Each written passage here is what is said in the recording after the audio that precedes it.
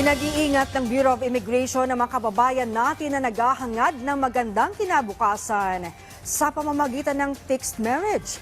Ayon sa immigration, may isang malaking sindikato ang nasa likod ng modus na nagsasamantala sa mga Pilipinong nais magpanggap na may mapapangasawang dayuhan.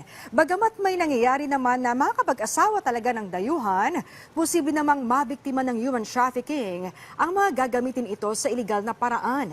Itong unang 2 buwan ng taon, 3 na ang na-intercept ng BI, isa rito sa Cebu kung saan nakapagpakita pa ang isa sa mga sangkot ng tila tunay na marriage certificate.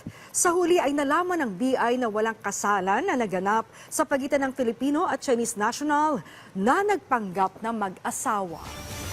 Pinapaalala po natin sa ating mga kababayan, if ever po kayo po ay nag-i-interest magtrabaho sa ibang bansa, kayo po ay dumaan sa ating DMW. Kung mag-aasawa naman po, mayroon po tayong mang spouse visa or fiancé visa, dadaan po sila sa Commission on Filipino Overseas.